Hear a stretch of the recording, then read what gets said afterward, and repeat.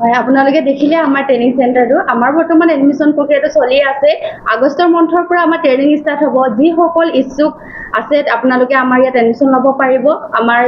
seat limited আছে প্ৰত্যেক কোৰ্সৰ আপোনাৰ লিমিটেড সিট আছে যেহেতু আপোনালোকে আমাৰ ইয়াত সোনকালে যোগাযোগ কৰিব লাগিব স্ক্ৰিনত কন্টাক্ট নাম্বাৰ দিয়া হ'ব আপোনালোকে আমাৰ লগত অধিক জানিবৰ কাৰণে যোগাযোগ কৰিব পাৰিব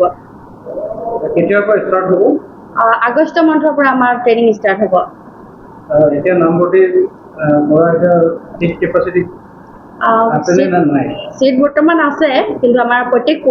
কোৰ্স একৰ্ডিং আমাৰ সিট কেপাচিটি আছে তো লিমিটেড সিট আছে আহিব পাৰিব সোনকালে খালি আহিব লাগিব ইয়াতে এডমিশ্যনৰ কাৰণে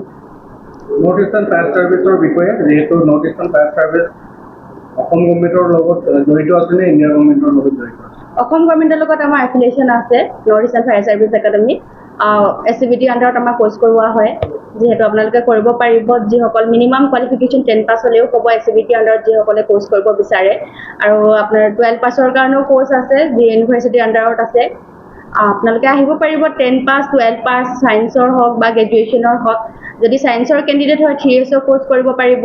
যদিহে তেওঁলোকে 12 পাছ আৰ্টছৰ হয় তেনেহ'লে তেওঁলোকে 1 ইয়াৰ ডিপ্ল'মা কোৰ্স কৰিব পাৰিব আৰু যিসকলে 10 পাছ হয় SCVT আন্ডাৰত কোৰ্স কৰিব পাৰিব যিটো অসম গভৰ্ণমেণ্টৰ লগত এফিলিয়েশ্যন থকা কোৰ্স হয় আৰু যিহেতু আমাৰ north eastern fire service academy গভৰ্ণমেণ্টৰ লগত এফিলিয়েশ্যন থকা হয় ছাত্ৰ-ছাত্ৰীৰ বাবে থকা খোৱা ব্যৱস্থা কেনেকুৱা আমাৰ ৰেসিডেন্সিয়েল ট্ৰেইনিং প্ৰভাইড কৰা হয় যেহেতু ইয়াতে ডিসিপ্লিন ওয়াইজৰ ট্ৰেইনিং প্ৰভাইড কৰা হয় তো আমাৰ ইয়াত প্ৰত্যেকটো টাইমিঙৰ মেইনটেইন কৰি কিনে ট্ৰেইনিং প্ৰভাইড কৰা হয় যেহেতু আমাৰ ইয়াতে হোষ্টেলটো কম্পালসৰি থকাটো হোষ্টেল আছে ইয়াত হোষ্টেল ফেচিলিটি আছে আপোনালোকে ইয়াত থাকিব পাৰিব আমাৰ কেম্পাছৰ ভিতৰতে হোষ্টেল আছে আউটতো যাব নালাগে কেম্পাছৰ ভিতৰতে গোটেইখিনি আপোনালোকে ফেচিলিটি পাব